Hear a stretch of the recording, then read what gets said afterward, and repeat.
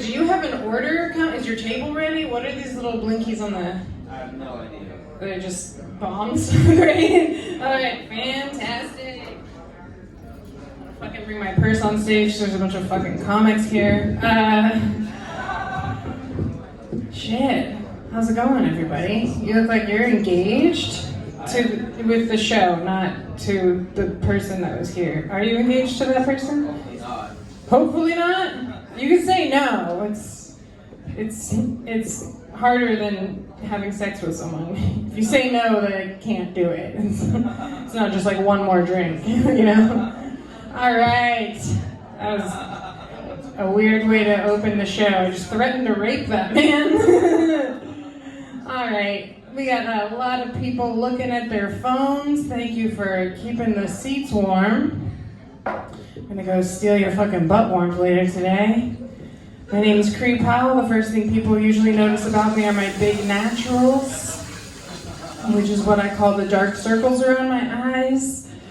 If you truly think that I would be rested, you think I know how to do this shit after hosting this show for 5 fucking years? I guess I have to convince myself. Suck the mic. It's at the end of my set. That's a closer. I'm not gonna open with that. It's not a relationship. Fuck. Is it in? It's in enough. Okay. All right, that's good. You'd think I would be rested after basically like 3 years of zero social obligations, zero stand-up comedy. Oh, it's you. Okay. I was like, oh no. Oh, it's Jesse. He's nice. He's gonna post a picture later and I'm gonna untag myself in it. Yeah. Like I said, you think I'd be rested after what, fucking 3 years of basically zero social obligations, zero fucking social life? Absolutely not. I'm more tired than I've ever been just from staying at home because it is a lot of fucking work being the only toxic person in my life. Truly fucking tiring. My cat has more followers than me on Instagram, which is bullshit because I write all of his jokes. Miss work, miss traveling. That's the main thing that I miss. Who used to travel? Who used to go out? And one person knows that you can leave Santa Cruz. That's good. Good for you. We got another person that knows they can leave but hasn't tried it yet.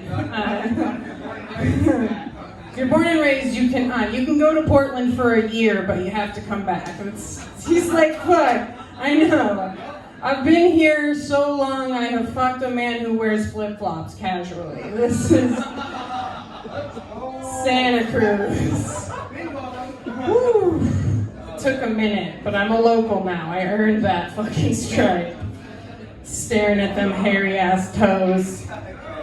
Trying to imagine that his toes were just 10 little dicks. I don't know. I'm weird. That's fine. I used to get to travel for work. My work used to send me out places. Like, traveling for work is the best. If you've never traveled for work, please get a job where they just pay you to cheat on your family. It's truly incredible. And it's not even like cheating, really, because it's actually a professional thing. It's called networking, and it's part of the job. And I'm fucking great at it. So good. Like the second I get on an airplane, I am expanding my network. This is the strategy that I have adopted. If you're sitting next to me on an airplane and you're watching a movie on an iPad, we are on a date. You could be watching fucking Schindler's List. You're a tiny bottle of gin away from a happy ending. So I got nowhere to go. I was sitting next to this man and he was attractive. I was really lucky to be sitting next to an attractive man on an airplane because I was gonna do it either way, but he looked good. He was dressed nice. I could tell he was like a doctor because he was drinking vodka at 9 o'clock in the morning, and I know my style. And I asked this man what he does for a living because I figured it was something fancy. He's drinking Tito's. He's not fucking with the little cans, you know?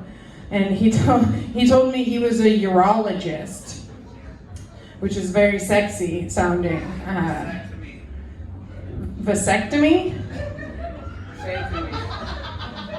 I think he said say it to me. Sandwich? Okay, you guys are fucking He said in say, the zone. Say it to me. You're right. Say urologist? Yeah. I don't know who you are, but urologist. I hope your dick's hard. Yeah. I hope your dick's hard, and I hope you stick it out in the hallway and rub it on all the men that are trying to go take a piss. Because I'm tired of seeing their fucking waggles in there when I'm waiting to get my fucking set, okay? Yes! I love it. Fucking wagglers. Piss with a hard dick. Give me something to look at, Blue Lagoon. Come on. Bing bong. Whenever these fools are running the fucking light. He was a urologist, and I was like, I'm gonna be charming. I'm gonna charm this fella with my clever wit, because I'm not that cute. So I said, hey, how do you become a urologist? Do you start as a podiatrist and work your way up? And he just looked at me like, sad and confused. Like, he was like, I was gonna let her, but I don't know if I can legally now. And he was like, no, I want to make a lot of money, and not a lot of people are willing to stick their finger up a dude's ass for a living, so it pays well. And I was like, that's a really good answer. And then he said, well, what do you do? And I was like, I do comedy. And he laughed so hard at the thought of me performing stand-up comedy after coming up with that joke. He laughed harder than anyone has ever laughed at any of my jokes, and he was just laughing at my dreams. Like, it was really beautiful, and I did jerk him off with my ice cold hands. It's what he liked. He's used to the hands cold, right? Aren't we all? Dicks don't feel temperature, right? Does your dick feel temperature? You said yeah? Ish. I think like the balls feel temperature, but the dick's like whatever. It just feels touch, right? It's like the bottom of your foot. Your dick feels hot all the time? Whatever you want. Yeah, you should probably go to the farmer's market upstairs. Go upstairs and a man will look at your dick with a flashlight even though there are lights overhead. And he'll probably say, get circumcised. Like, it's usually the problem. Fungus! Anyway, my feet are hot, so it's probably the same problem. Read between the disgusting lines, I guess? I don't know. I don't know what I'm doing anymore. I have ADHD and I forgot to take my medication today. Happens a lot. Make some noise if you got ADHD. Diagnosed. Oh, I'm diagnosed. You gotta get on that. Oh, probably. Yeah.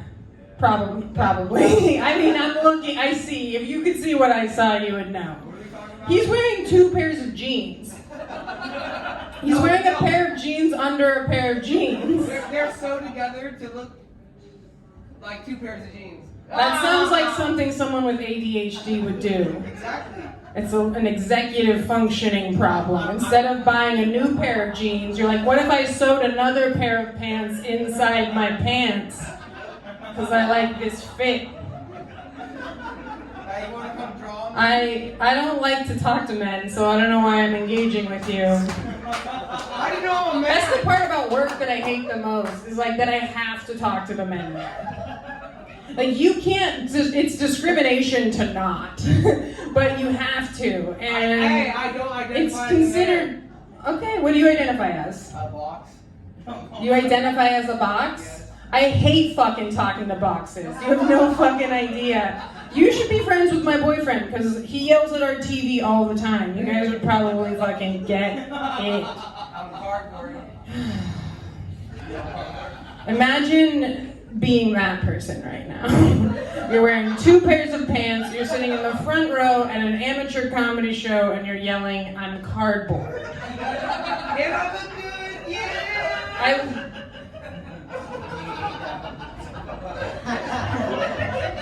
That part. Are you the one that asked me for a hair tie on the way in? Oh my god. Yeah, did you get a hair tie? I did.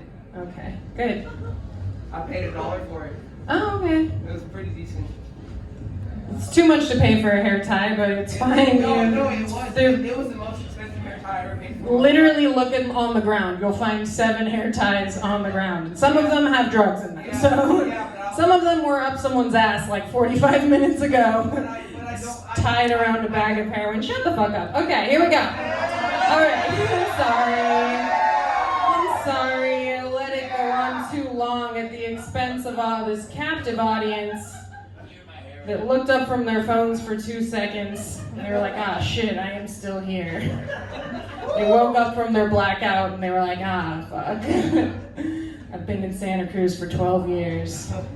I know the feeling. I woke up on Friday. Hey, who celebrated Cinco de Mayo in the racist way? Yeah, who got blackout drunk on Cinco de Mayo? Yeah. My favorite people for there's like the super drunk holiday, St. Patrick's Day, Cinco de Mayo, and then my favorite people are the people that are like, I'm not going out. It's amateur night. You're like, okay, Professor Blackout, what do you do on fucking Cinco de Mayo? Like, okay, good for you for being a professional alcoholic. I don't know if that's paying as good as you think it is. I got a 2% raise today, everybody. Hell yeah. Which tooth should I get whitened? Like the back one?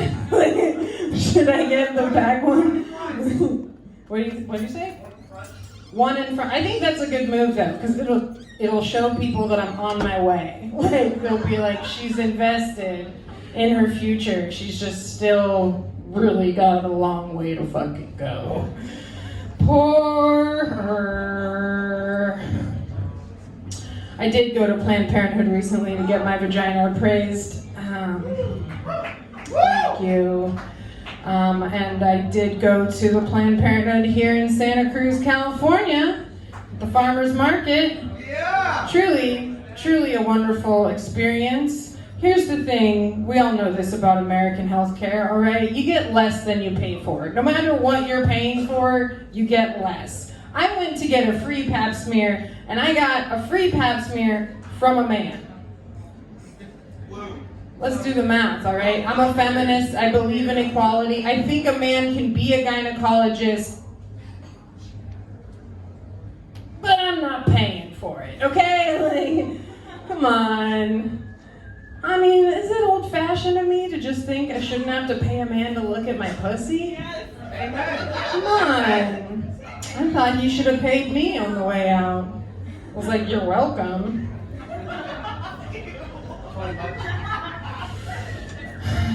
And he did that thing. Every time you go to the doctor, ladies, they always ask you these questions. What do they ask you, ladies, when you go to the doctor? No matter why you're there. They ask you if you're pregnant. That's the first thing. Are you pregnant? And I always put no. But I don't know, right? Like, you don't know. Like, I didn't test that. It's not like, I know I don't have COVID. But, like, I don't know that I'm not pregnant. I don't have those. Biden didn't send me 4 of those fucking sticks. Okay? And they probably should. Are you pregnant? I'm like, no, probably not. And then they're like, well, when was the first day of your last menstrual period? And I'm like, I have a bachelor's of arts. I can't do that math. I don't know what the fuck you're talking about. There's a double negative in there. I don't know what you're trying to say to me. You're just trying to fucking get me, and you're just trying to get a woman to do your fucking job, aren't you? Fucking asshole. You're the one with the flashlight, Phil. Why don't you let me know if you see a foot, all right? See something, say something. It's airport rules in my vagina. Never forget. Okay, here's the thing. I don't think I've ever been pregnant. And I've never gotten an abortion. However, it's not like you get an abortion. It's like a bitch earns an abortion, right? Like, it's not a bachelor's degree from UCSC. It's not something they just give you. You gotta pay, you gotta find someone to pay for it. You gotta get the government to pay for it, whatever you're gonna do. It's not that easy. You gotta get an Uber because they're gonna drug you up. You can't walk home from that. You're gonna buy the fucking salad with the flowers in it from the farmer's market and cry while you eat it later on, and you're like, my baby would have loved it. No, like, I just never had to bring God into like that situation, I guess. I had a friend one time who was pregnant and it wasn't planned. Her boyfriend was him. It was like that basically. And she was like, I don't know what I'm gonna do. And I was like, I mean, do whatever you're gonna do. Pro-choice. Do whatever your heart wants you to do. Do whatever your mom tells you to do. Probably is what I'm gonna advise. And then she had a miscarriage.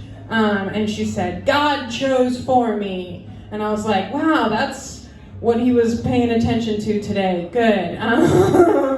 Because I'm pretty sure there's some other bad shit going on, but happy he clocked in today to take care of that for you.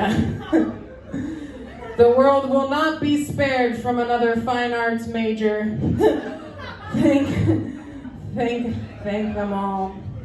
It's time for me to go pretty soon, but I'm gonna try to get a laugh.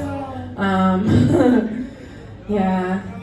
I do have a boyfriend. I have a man that I live with, that I have sex with almost exclusively. On paper exclusively, for sure exclusively, but I do drink. You know, what is sex anyway? Yeah, I have a man, and I like him. He's a good one. I found a good one here in Santa Cruz. He does wear flip-flops, but he has all of the other qualities that a woman could hope for in a man in Santa Cruz. He cooks and he showers. Flip-flops are the best part. Truly like the pinnacle of masculinity in Santa Cruz. And I'm happy that I found him because he's a communicator. He's a good sex talker. Anyone like the dirty talk? Ladies into the dirty talk? Any dirty talking gals here? Ladies like dirty talk usually, a little more than men. I mean, men play along, but women, we like it. It's fun. It's because sex is boring. That's why I really want to go on an adventure. It's our version of a video game. Yeah, like, talk to me like you're a different man. Yeah. And we do need to be nicer about it though, ladies, because like this, you gotta have low expectations for dirty talk from a man. If you're having sex with a biological male, he has a penis, and hopefully that penis is full of blood. That's how it works. It's not rocks in there. It's blood. And if it's full of blood here, then there's just fucking vapor up here. You know, you gotta be realistic. So if he's doing his job, you can't expect him to be creative at the same time. And that's why sex with a man is not usually creative. They're usually just saying like, do you like this dick? And I appreciate it's consent. They're asking for consent. It's too late at that point, but fine, yes. And I appreciate it, and I will say, yes, I will play along, yes, I like your dick. My boyfriend's like, you love this dick. I don't think Yeah, sure, I love your dick. Yeah, I love your dick. This man takes shit to heart. He looks me dead in the eye and he's like, Chree, that is your dick. It's all yours. And I was like, oh.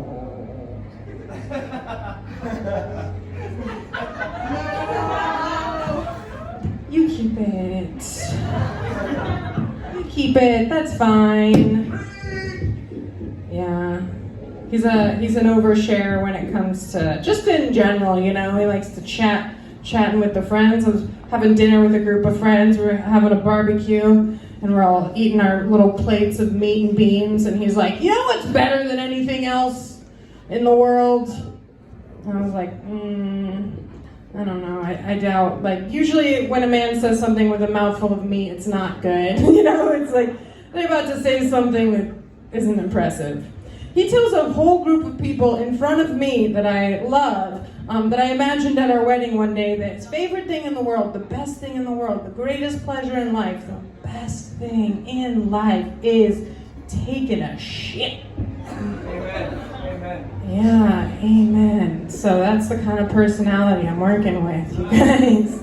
Taking a shit. And I was like, that's a cool thing to share with all of us while we're eating baked beans. And I gotta say something though. I just wish you told me that like 80 blowjobs ago. Because it's a lot easier to make a salad, right guys? What a way to end a set, a dynamo set, I gotta say. I'm gonna give it back to your amazing hostesses with the most baskets I've ever seen at the Blue Lagoon. Make some noise right now for Brian and George.